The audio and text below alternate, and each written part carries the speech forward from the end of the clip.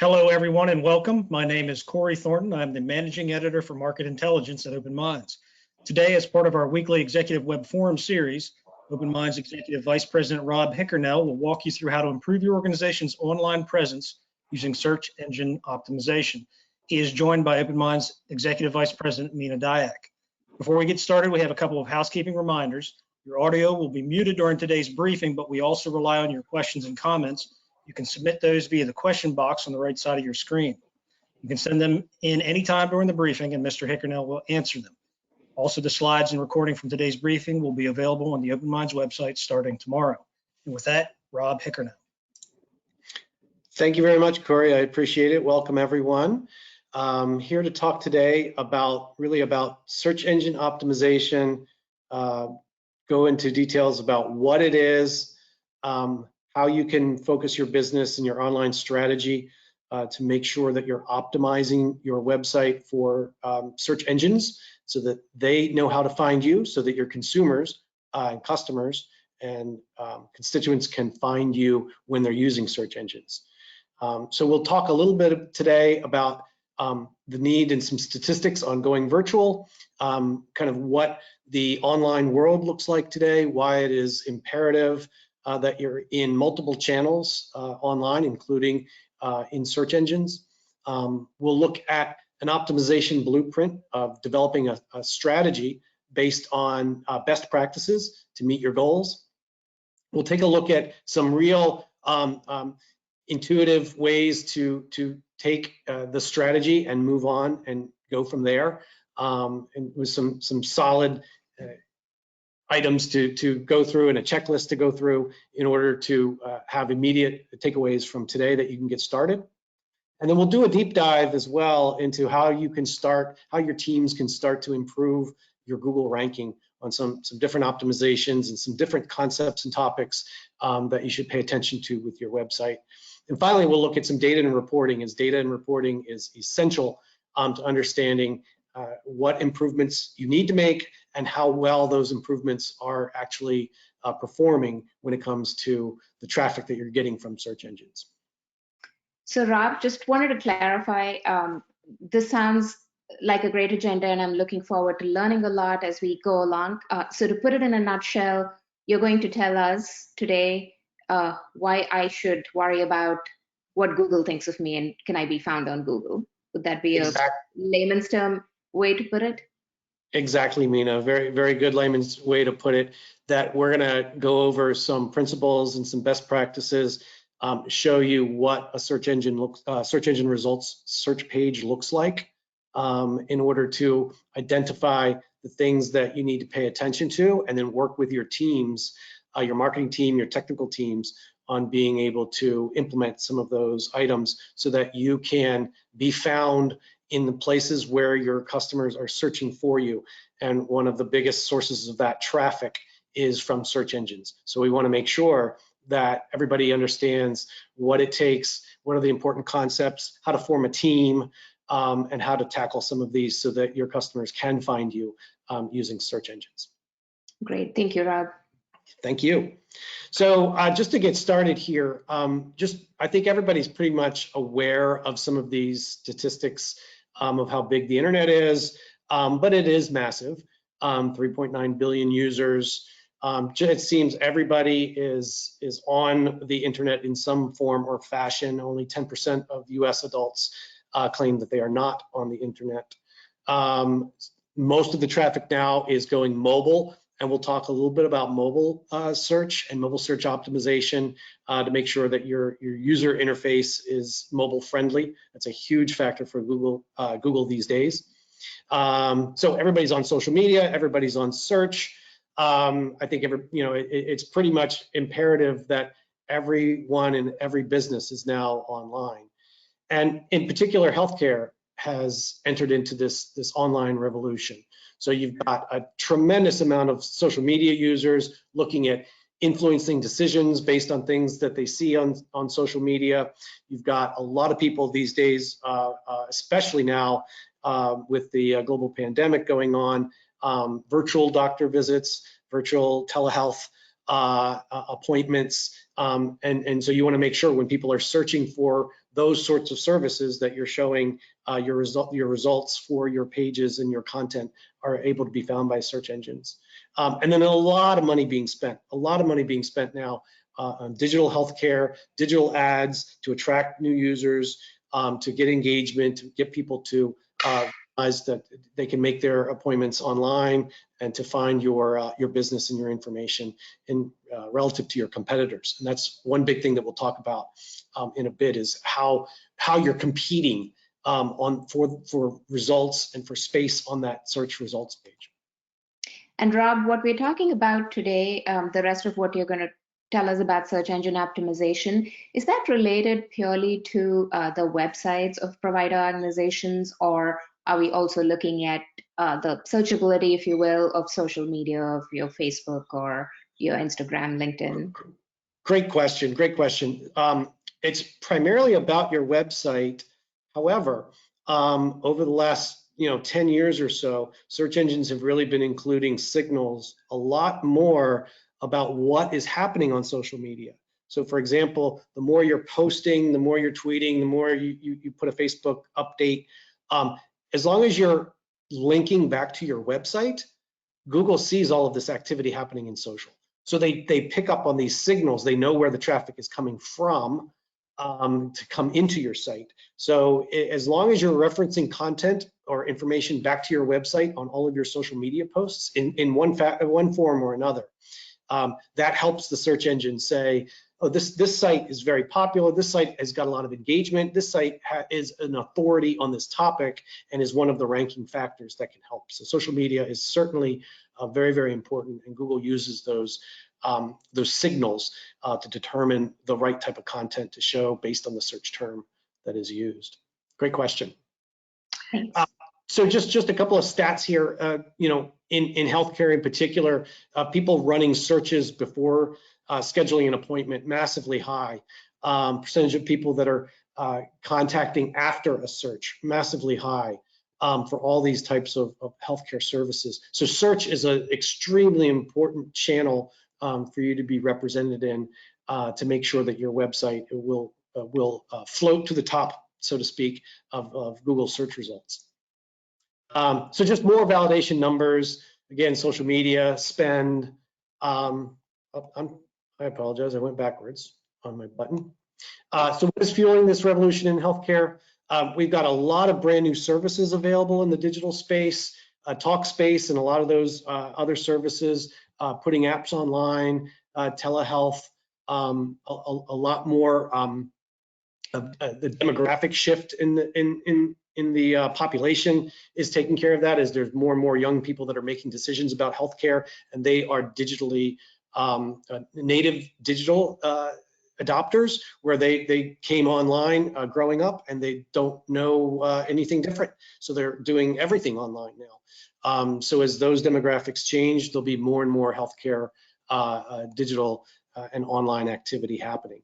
And of course, the consumerization of healthcare with different apps and different services and different technologies, all being fueled by digital data, as well as social media distribution, are all really helping fuel everything, the digital revolution in healthcare.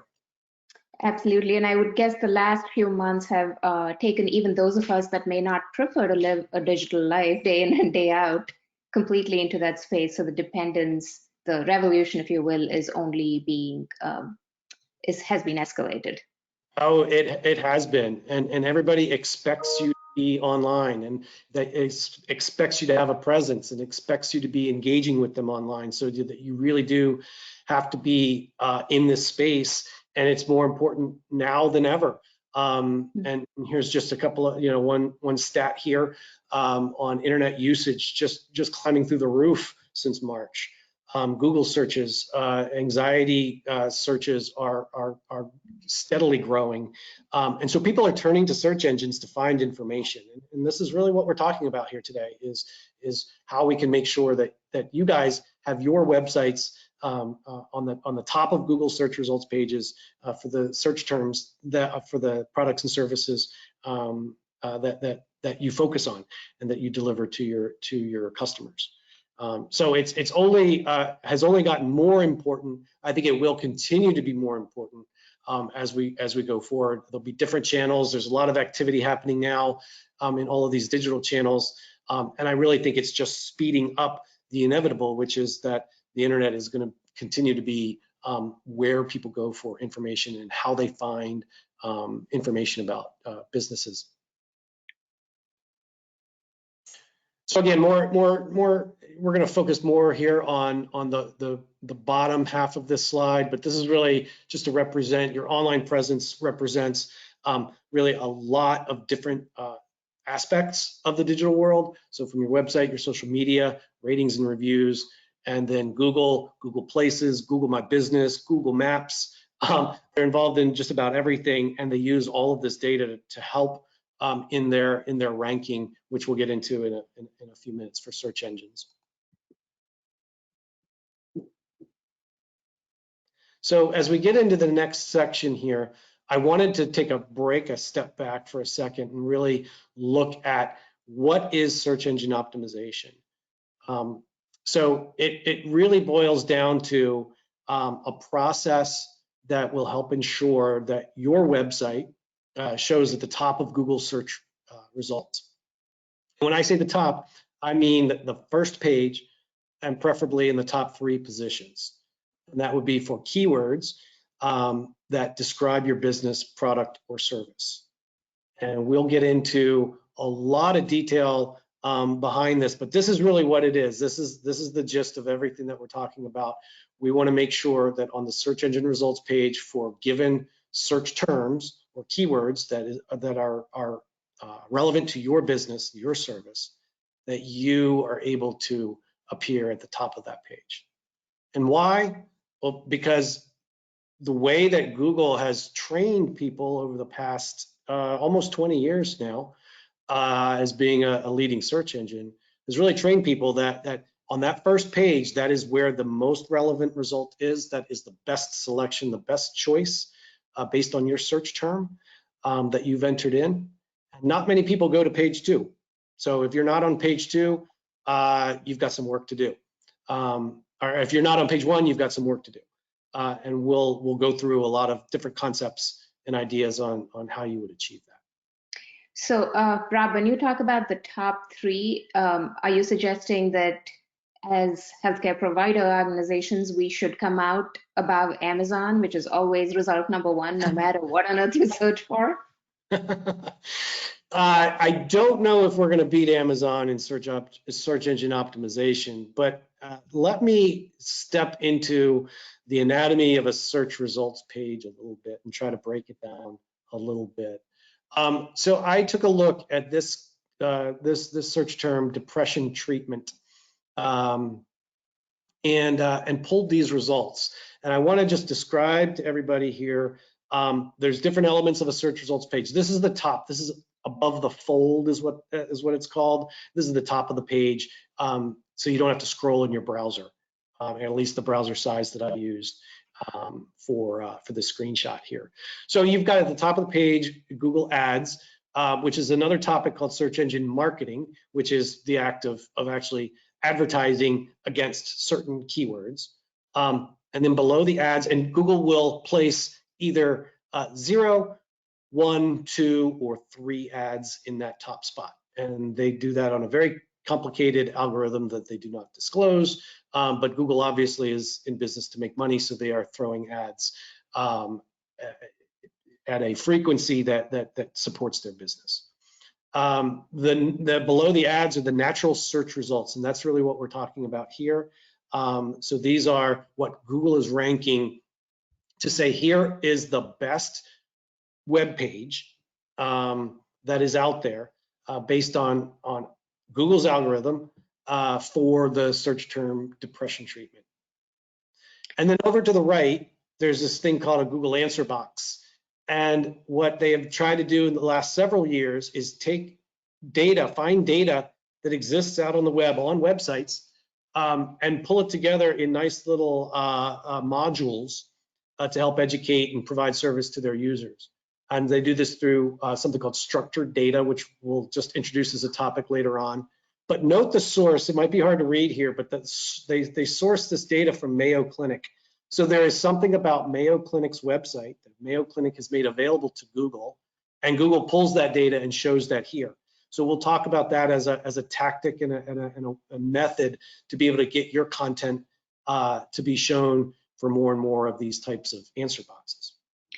Rob, I have a question from a customer perspective. So these ads that come out on top, do you think customers these days, and I'm talking like say my 17-year-old as opposed to me, who's much more digitally savvy, obviously, how much sort of credence do people put on the ads versus going straight to what are the organic sources, if that's the right word? Yeah. Does it matter? Do I have to spend money to have my ad there to be in the top 3, or when you say top 3 and it's sources that customers trust, would I go straight to the natural search that you're pointing to here? Yeah, it really, there's a lot of people that have gotten ad blindness over the course of years, expecting that the first 3 results would be ads.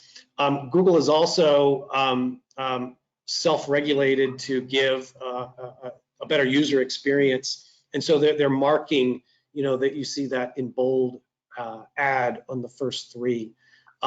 So they're disclaiming that these are ads. A lot of people are kind of trained that the first results are going to be ads, and they go right down. Some people are trained to look for that bold ad, and then their eyes go down.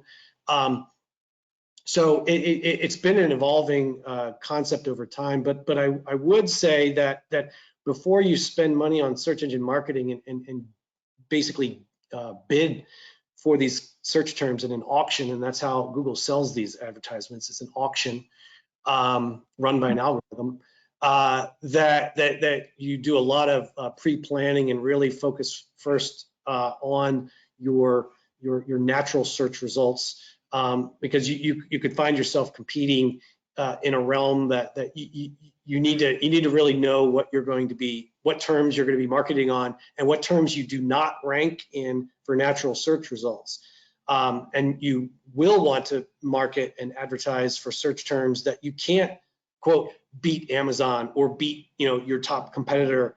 And you might want to advertise on those terms, but there'd be other terms that you're going to show up as number 1 in the natural search results that you will not need to advertise against. So there's a lot of data analysis that needs to go into really getting a keyword strategy for what you should pay for and what you should focus on to try to increase the natural results. Thanks, Rob. One interesting thing that I did want to talk about on this topic, when I ran this search query for depression treatment, I ran another one with a localized term here. So I'm still looking for depression treatment, but I added Arlington, Virginia, and that's where I live.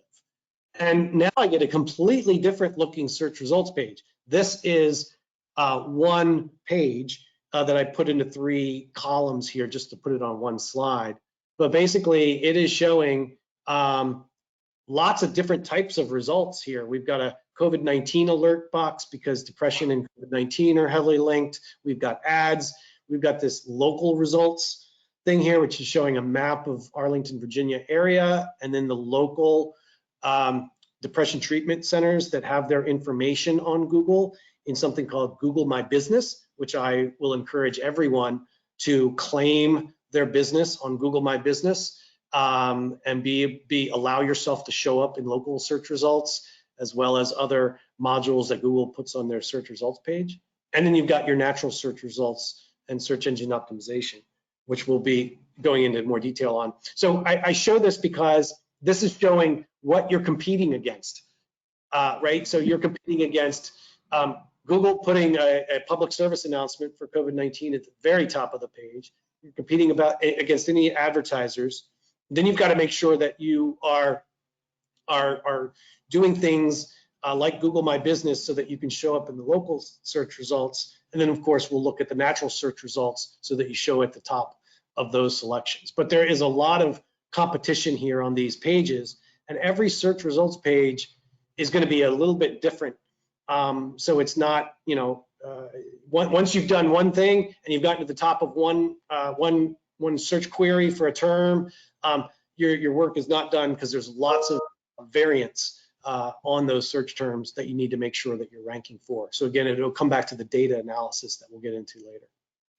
Rob, is this the same whether I'm searching on my laptop, tablet, or phone, or does it make a difference? It does make a difference. Google uses probably more than 100 signals to determine search results. So time of day, day of week, your actual location, if you are sharing your location through your browser or through your device and your device. So if I'm, and it depends on the search query as well. So if I'm searching from a mobile phone and my location is if I'm sharing my location and Google determines that I am away from my house, because Google knows where my house is too, they will show different results because they know I'm on the go, I'm on the move. I might be looking for popping into a retail establishment or something because I'm on the go, I'm not at home. So they might show results for that because of my location and my device. So they take all of that in consideration. These are pulled from a laptop computer at my house. Thank you. Yep. Just good Great to know question. how easy they make my life and how they follow me. Yeah, well, and how it's so different. It's just one size does not fit all. And that's part of the challenge that we all have in getting the work done here and prioritizing the work and looking at the data to make our search results as optimized as possible, because you have to look at lots of different variables. It's not just looking at your laptop running a test query to see where do I rank. You've got to look at different devices in different settings and different circumstances to see really how are you actually ranking out there in the wild for everyone, like for consumers that are on a mobile device, on a tablet, at night, in the morning, on a Sunday versus a Tuesday. They could all be a little bit different. So hopefully I gave you a flavor there for what the search results page looks like, what we want to do with search engine optimization to show at the top kind of how Google lays out their page so that we know kind of what we're competing against, not just our market competitors, but we could be competing against other things as well to show up on that search results page. And then, of course, there's a lot of benefits in order to focus on this. So increased traffic. I mean, obviously, that's what we're in business for. We want to increase the website traffic, increase engagement with our consumers and our constituents. We want to be able to make sure that this site that we're talking about, our products and services, are in the top positions of Google, and then Google will match our site with consumers. They're really a matchmaker.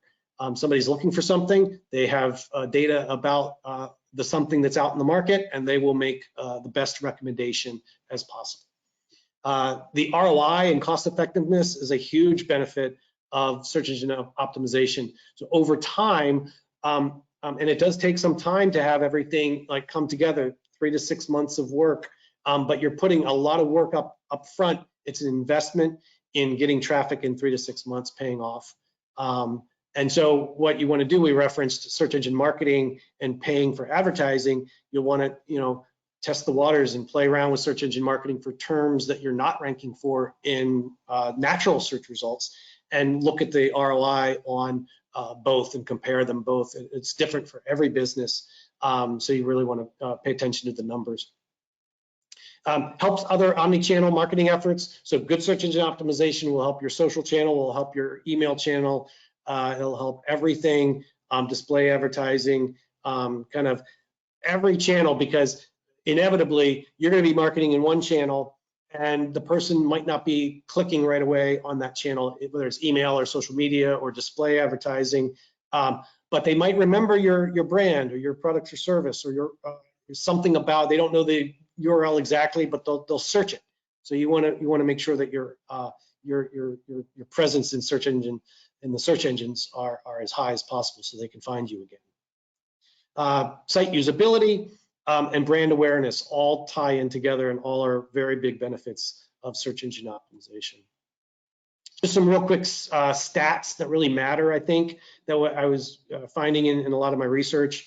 50%, over 50% of results pages are on the organic or true search results. So 50% of results pages show just organic, no ads, no images, no videos, no other modules.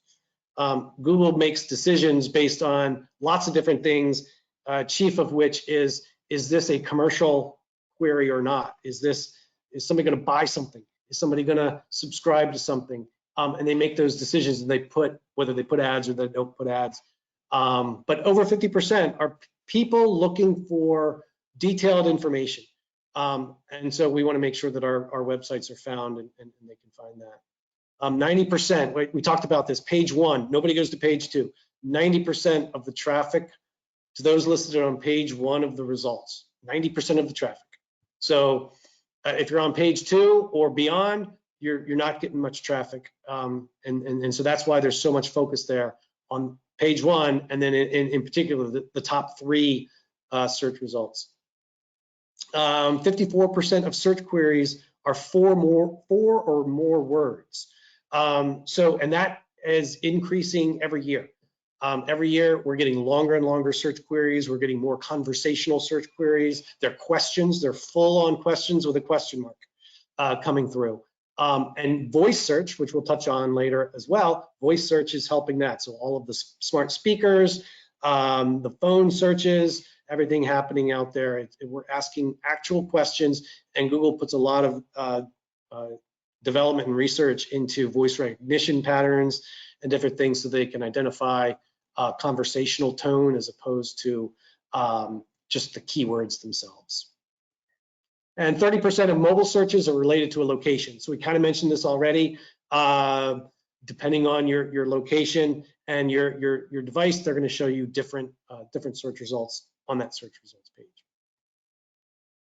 So really, this breaks down just to a few high-level concepts, and then we'll break down into a little bit of deep dives. Search engine optimization really comes down to making a website that is accessible and works for every person and every device. So you want to have a responsive website, which basically means it shifts and moves as the device size changes. So it automatically does that. So there is no mobile separate mobile search interface or index for search anymore. It's all one, and Google's really looking to make sure that your website can handle any device out there and will work for everybody, no matter what type of device they're searching on. So that's one key thing. Number 2 is really the focus on the user experience. And this has become something that's been much more of an area of focus for Google over the last several years. And inside of this, page load time, how fast does your website load? Just really making sure that you're delivering the best user experience for the consumer. So basically, Rob, are you saying that me, or let's say the marketing team at an organization, needs to be thinking like the consumer and searching like a consumer would search for any kind of information? Is that how I solve the problems? I think that when we're looking at, do we have a good user experience on our website, like you need to become, everybody, it's our website. You have to be hypercritical of your website. And does this solve your need? Does this solve your customer's need? Does this solve, how are we directing the person in? Are we getting in our own way? Do we put too many clicks to get to what they're actually looking for? Do we ask too many questions on a registration page that it's data that we want, but is it data that we need? We want to make sure that we're capturing data when we're registering a user, getting their information, but we also don't want to lose that as a membership or a conversion or a sign up. So there's a fine line, and that user experience really is what Google has been focused on heavily in the last couple of years. It used to be that you could game the system and follow a specified checklist and go to your web developer and say, do this to the website and we'll rank at the top. And too many people were gaming the system and doing exactly what the recommendations were and trying to get to the top of the website. And they were doing that at the expense of some user experience. And Google themselves found in their own customer surveys that people didn't trust the results coming from Google. They were not good user experiences. They weren't satisfied with the results Google was delivering. So Google changed it and really is now user experience is top. Like you have to deliver a good user experience. And a lot of the other SEO principles, you might do them all right, but if you don't have a good user experience, your competitor does, you're going to rank below your competitor because that's what Google wants to do. They want to deliver the best experience to their users, which are the people that are searching.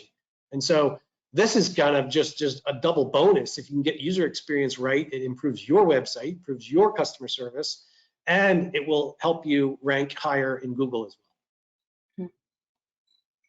well. And then tailor content and voice to your target audience. So, know your stakeholders, know what information they want, what information you have, and then match that all together so that you're delivering the content and information that your audience wants. And again, that will show in the clicks that are driven from search into your website, and then it's kind of a nice loop of information for Google to say, okay, they have the right content. This is what people want from their website. They're clicking. We should show them more often. We should increase their rank. We should make sure that they are the authority on this topic because people are getting what they want from this.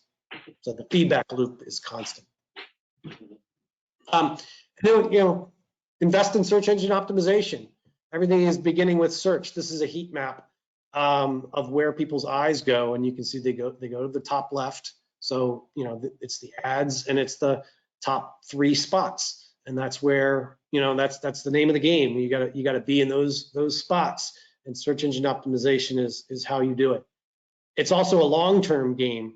So I mentioned earlier, there's multiple kind of areas to look at.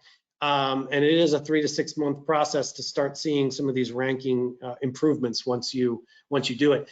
If you want to do the much shorter way, you could advertise with Google and you could pay to show up number 1 in the ads. But long term, to be successful, you're going to want to make sure that your natural search results are in a healthy position so that you could take care of all of the customers that are coming to your website and not have to be outbidding your competitors for those ad spots. So Rob, I am completely sold on the fact that I can no longer ignore being search engine optimization, or I realize why this is critical and essential to the survival of a provider organization. But obviously, our executive audience here, our elite members, we are not the people who are going to go implement all of this or make it happen, fortunately for the organizations we work for. But how do I make this happen? How do I operationalize everything? What should I budget? Should I go out and try to hire somebody who does this? How does it all come to fruition, if you will? Mina, I'm so glad you asked that question because I have 5 or 6 key items of kind of how to put a strategy together and where to go from here. So the first, probably the most important, people are the most important, right? So you have to make sure that you have the right people in place. So here I've got a couple of different guidelines here to the who. Who is going to be a successful SEO team member on your team to help you improve your ranking in search and help make sure that your website can be found. So the people on your team, the right people to have in place to run these projects, need to be data and detail oriented. It is all about the data. It is all about the detail. And so that's, I think, the number 1 characteristic of somebody looking at your search engine optimization. They need to have a technical understanding of the basics of website construction, but they don't need to be a web developer. They need to understand how a website works, but they don't need to know all of the coding behind the website. They need to have an understanding of how Google works and how they rank, and that can be taught. And there's plenty of kind of information and training guides out there. But basically a big consumer of search, somebody that uses search engines all the time in their personal lives would be a great person to have on your SEO team, because they're going to know much more about how search works than somebody that doesn't. And you also need a marketing mindset, because this is really, the way I look at it, this is a way to attract new customers. And that is marketing's key #1 job, is how to attract new customers. So search engine optimization is just another marketing channel. And so you have to have that marketing mindset. What is it? How do I write this content, and how do I code and tell the web developers to code the website so that this is going to attract a new user into my website, or is this going to attract a new subscriber or a new customer for my business? And then I think a curious spirit, always looking to do better. What makes something work? What makes something fail? And then getting in and figuring out how to fix it and how to address it. I think that speaks a lot of volume. So as a leader, as a C-level leader, these are some of the characteristics I think you should take into consideration in building a team. And is it a full-time job, Rob, or is it something that maybe one of my marketing team members can take on if they have the characteristics you described? Yes, certainly. Depending on the size of your website, it is not necessarily a full-time job, and this should reside in my opinion in the marketing channel, and there'd be maybe a dotted line into the web development or the IT group. But certainly based on workload, somebody in the marketing team should be able to start taking this on. And again, I think it's going to depend on the size of the website and whether this is full-time or not. But I think you just get started, have somebody in your marketing team that has these characteristics, start to take a look at how they might be able to improve that search engine ranking. So a few things for C-level executives to understand. SEO is a long-term play. Google changes things all the time. And sometimes that will benefit you and sometimes it will hurt you. And there are plenty of stories out there. You can use Google to search and find them on changes that Google has made that have helped different companies and some that have really hurt them. The key there is that diversification. It's just like any other strategy. You can't put all your eggs in Google, just like you can't put all your eggs in one investment strategy. You've got to diversify. You've got to diversify your marketing channels. So if Google makes a big change, you're still getting traffic from Facebook. If Facebook makes a big change, you're still getting traffic from Google, and then you adjust each time. That's why it's a long-term play. It's not a one and done project. It's something that you've got to keep your eye on all the time. If you don't keep up with it, you can fall quickly behind industry changes, and meaning search industry changes, and your traffic could end up suffering. Who will own the SEO function is another key thing I like to talk about when talking to business leaders about search engine optimization. I stated earlier, this is something in the marketing department, I feel, needs to know the some technical aspects, doesn't need to be a web developer, just needs to know how to communicate with web development teams. So it's really, I think, a business area, creating some requirements and best practices, and then some of the technical aspects can be performed by the web development team. But a marketing person should be leading those search engine optimization efforts in order to make sure the marketing messages to attract new users, to get more engagement of existing users are in place. KPIs, another really key thing to focus on. It really does depend on your type of business and what you're looking to do, but they'll include everything from web traffic to click-through rates, conversions, which is basically, did somebody do what you wanted them to do? So it could be, you could want them to sign up for a newsletter, you could want them to make an appointment. That would be considered you've converted that person. Could be brand awareness, could be something you're doing new out in the marketplace, and you just want to get that brand stickiness. And then your ranking versus your competitors is another key performance indicator that can show how well you're doing in as far as optimizing your search engine placements. So Rob, would you suggest that on an executive dashboard for a provider organization, along with looking at all the other important things like financials and clinician productivity and outcomes and everything, that we should actually be looking for some of this data as to how we're ranking and how our web traffic is doing on that dashboard to monitor it regularly? Yes, and I think that ties in with this one. How will we measure and define success? So the prior slide, we talked about search engine key performance indicators, right? And so these are going to be real search engine based to see how well we're doing. But are we successful or not? That really needs to be blended in with a lot of more higher level business metrics specific to your business. So are we getting the ROI that we need? So we might be increasing our traffic. We might be doing really well on our KPIs up here, right? But we could be doing it actually suboptimally by maybe it's taking too many people, too many hours to do this work, and so it's dragging down on our ROI. So maybe maybe we're spending too much money based on how much money we're making off of this product or service. So I think blending this in to determine how successful you are, blending it in with other organizational goals and objectives and metrics are going to be very, very important. And so that really defines business success, is if the functional level reporting then makes an impact on the bottom line.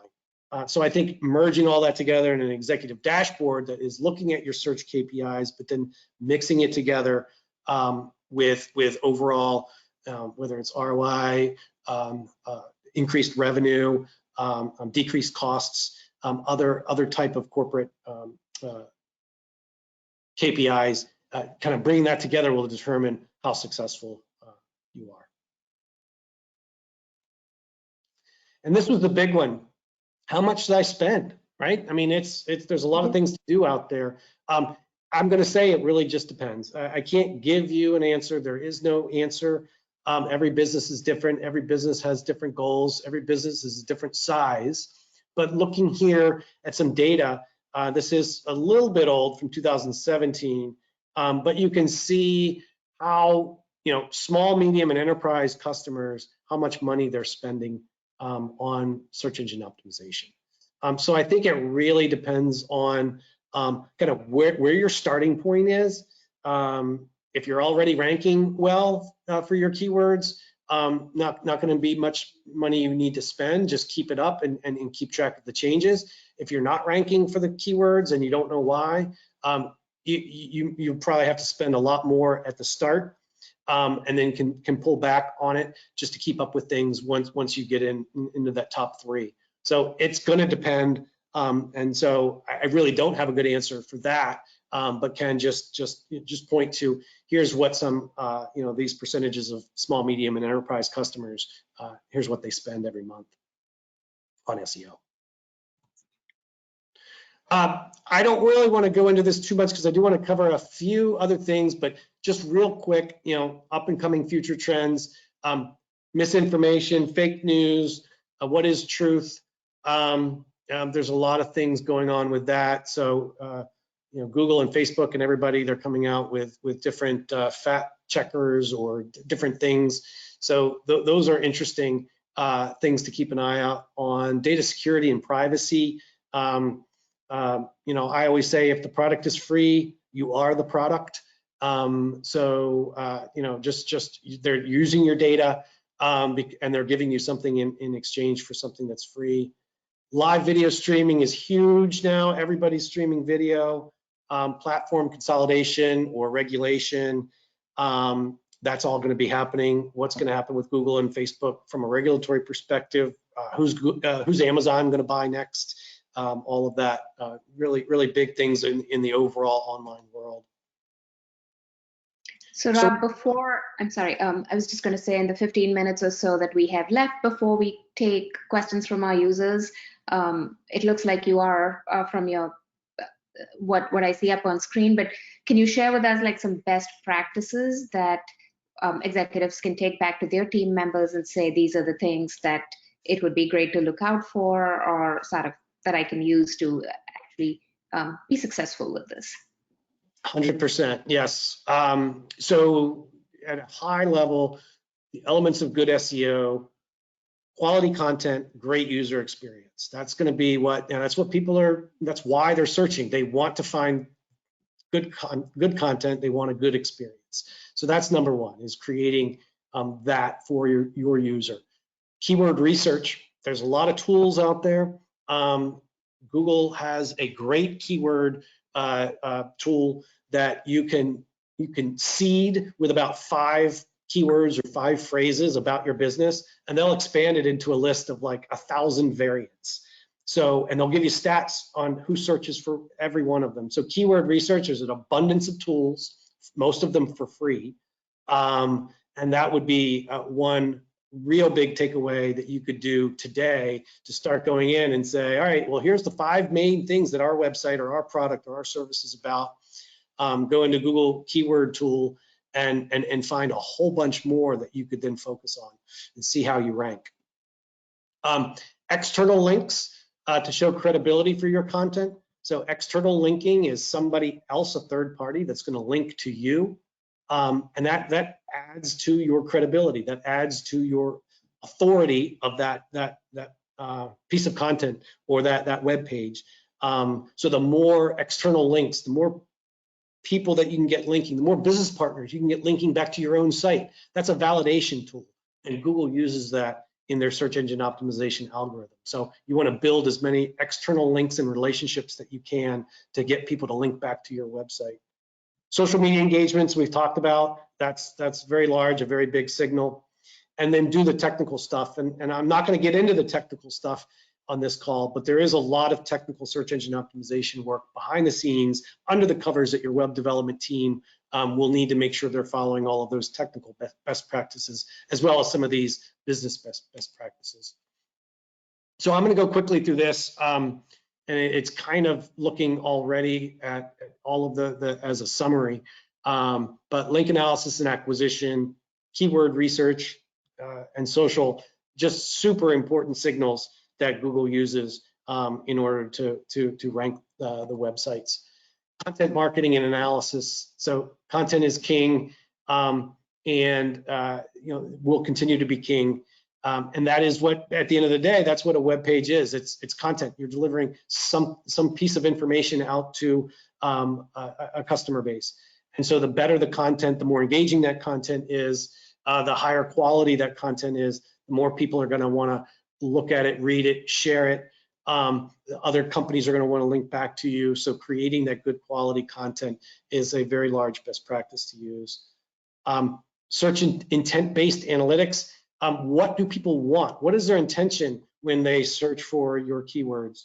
And understanding what consumers are doing in the data that you can get through some of these tools that we'll go into.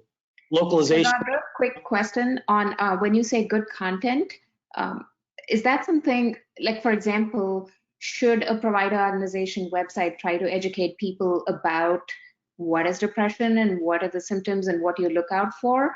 Or should we be focused on what we offer as solutions, as treatment? How can you come to my center? What is the balance?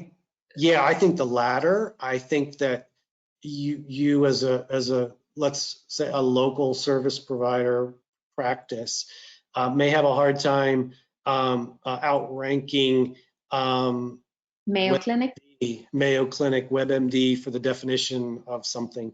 But if you focus on your products and services that you're offering to your constituents, what you want them to do, I think that's going to bring the most value. So that a lot of that might come down to localization and making sure that people in your service area can find you. So that depression treatment, that generic term depression treatment, is going to offer nice definitional, but if I'm looking to get treated for depression in my hometown of Arlington, Virginia, it's probably the search query that I'm gonna put some sort of a local flavor into my query. And so that is the much more important phrase or search term to focus on, because now you're going to get into what you offer your constituents, and they're not necessarily looking for the definition of depression, let's say, or bipolar. They're actually looking for options to get treatments in their local area. Yeah, that's a great question. Thank you. Other best practices, user experience. We talked about that. Emphasis on mobile. Mobile is growing over 50% of traffic. So in general, so Google is heavily weighting ranking based on the mobile friendliness of your website. Rich results. This is something we talked about earlier. That little answer box on the right-hand side of that page. There are, you would want to talk to your marketing team and your technical team to feature some of this data that probably already exists on your website.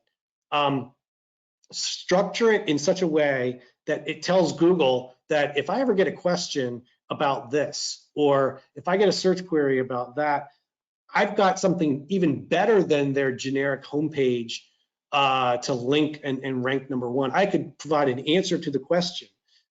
When I say I mean Google can provide an answer to the question. You've just got to put that answer in a way that Google will read it, and they've developed there's a standard structure to this, and it's available online.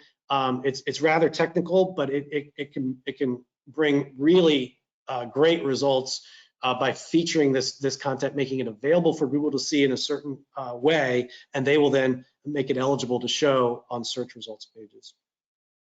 And then voice search optimization. Voice search becoming much larger. I think it will continue to get much larger. They're putting a lot of emphasis on speakable and conversational search, and really being able to identify. They're up to like 99% of different of words that they understand. But they're still working on things like, what is the intent of this person? So if I say Eagles, well, they understand what I said, Eagles, but do I mean the football team, the Eagles, the band, the Eagles? So some of that they're still working out, but voice search continue to be huge. I think we'll so to clarify, Siri or Alexa or any of the other voice recognition software is not Google dependent. Do they have their own algorithms, and eventually we should be optimizing for all of them? Yes. So you know, Siri I think is Apple, Alexa is Amazon, Google has their own. Everybody has their own. But as an industry, there is this notion of a platform that all of these companies are using as ways that they are determining what people are saying. So you might speak into your Amazon Alexa device, and Amazon will give you the results, but really they're all using a very similar platform to understand actually what you're saying behind the scenes. So this one is not necessarily a Google thing. It could be any of them, but the key is that they're all coming up with this standard schema that's in the background of things, and they're all providing businesses with the ability to provide them information so that they can surface this from from something that was spoken as opposed to something that was typed. So the principles of good content and good user experience hold good across all of these. Across all of these, exactly. Yep. So I've got an action plan here. It's a lot about optimizing content. We talked about that, optimizing your site structure. This is the technical aspect that I mentioned that I'm not going to go into details on, but your web development teams should be able to handle all of this with direction from your marketing team. The speed of your website is extremely important. The security of your website, all of these things are extremely important in coming up with a search engine optimization action plan. And then you've got a checklist, right? Keyword research, technical, content optimization, links, social, lots of things to do on this checklist. The last thing I want to just cover on before we hit questions, real quick, SEO data and metrics to watch. So data is going to tell you everything. The metrics is going to tell you everything. If you're doing well, if there's more work you've got to do, unique visitors, page views, the average session time, how long do they stay on your page? The number of inquiries generated. So that's leads. That could be a lead form. That could be a phone call. All of this is trackable through different reporting tools.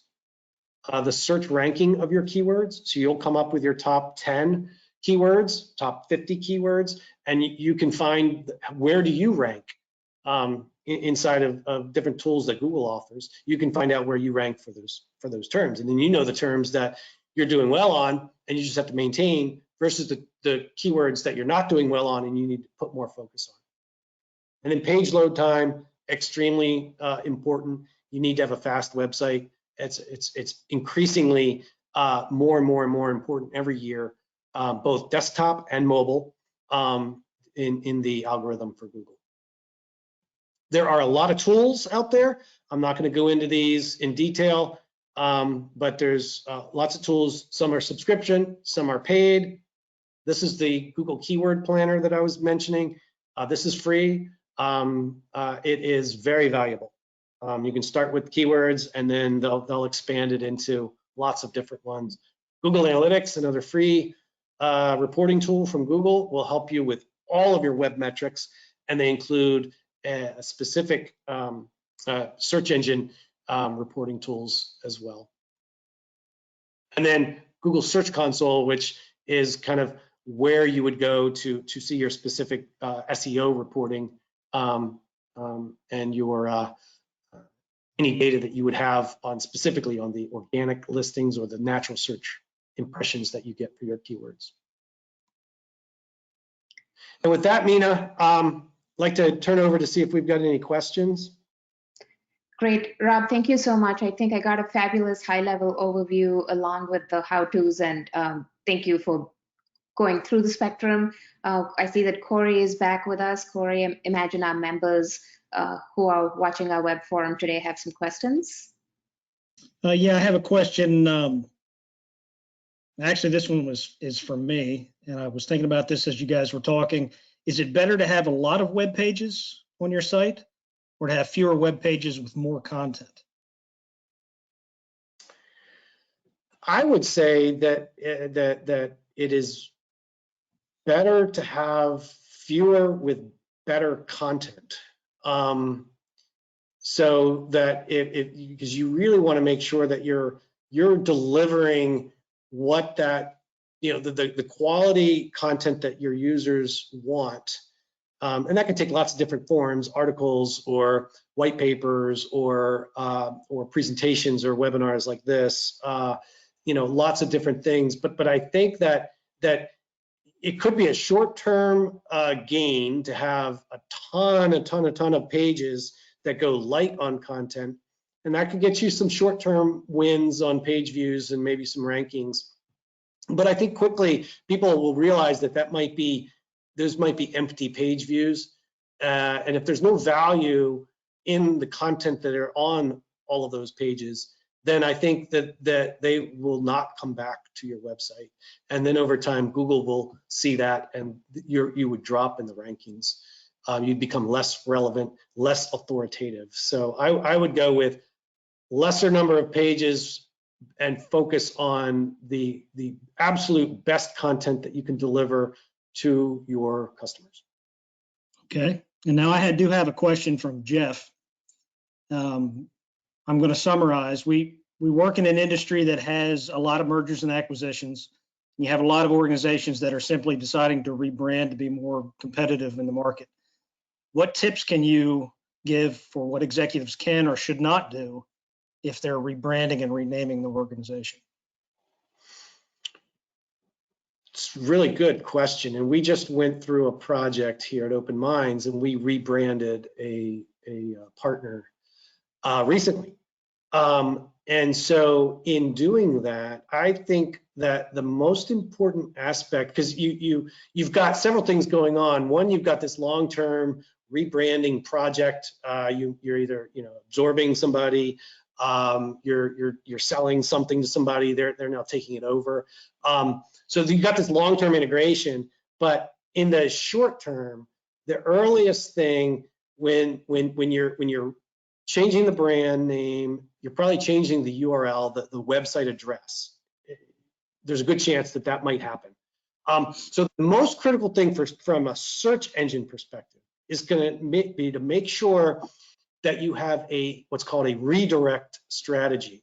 And so you want to make sure that anybody that's going to the old website owned by the old company on the last day that it exists, we redirect them over to whatever the new website is that you own on day one of the new organization. And not only that homepage, that website, but every page that has been indexed by Google must be programmed on the back end of your website so that Google knows that there's this redirect that goes into place, because the old website's not going to exist at some point. And so you don't want users getting errors. You want them to be redirected. So there's a whole process. It can get technical, but just know from a leadership perspective, that is a key element of any rebranding, any merger acquisition, anything, of making sure that you've got the proper website strategy redirects so that you can get the users of that website that were accessing it in one way, getting it over to the new way to access it on day one. Okay, thank you. Mina, do you have anything else? Sure. So Rob, we talked earlier about competition and the examples that you showed of searching for depression treatment in Arlington, Virginia, right? Mm-hmm. I think one question that I see on the chat that popped up is, increasingly we're seeing more and more of the digital platforms, and I imagine we're talking about like a Talkspace or a Ginger or whoever, that more and more people seem to be turning to. You search depression treatment, and whether you search by location or not, they're more likely to come up in the results. So I guess on a broader level, this represents the competition that we are up against as traditional provider organizations. But on the web front, on the search engine front, how can we stand up to this level of competition with, I imagine, very, very big money behind it? Yeah, no, that's a great question, because and it's something that I think every industry has faced when a brand new player comes in with a new technology, interrupts, and disrupts the status quo. I think that that is where this keyword research would come in extremely handy, and to understand, if somebody's coming in with deep pockets and they're going to have an enterprise search engine optimization team ready to go to make sure that their natural search results are high. They're probably going to be advertising as well on a lot of those keywords. That is where you, as maybe a smaller provider or practice, would want to go in and do a little bit of research on the keywords and phrases that are most important to you, and try to find the variants. I mentioned about, if you give Google the Google keyword tool 10 keywords, they'll expand it into 1,000 options, 1,000 things that you might want to look at.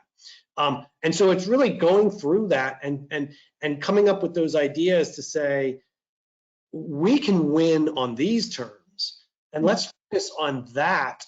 And some of that, they might not have as the highest volume, like Talkspace might get the biggest volume of the search terms, but there's a lot of variant search terms out there that are more phrase related, and you might be able to group 75 or 100 of those together and have a strategy that you could rank very high for those, add all of those up, and you're getting close to the number maybe of one keyword that Talkspace is going to just dominate, and you're not going to be able to compete against them.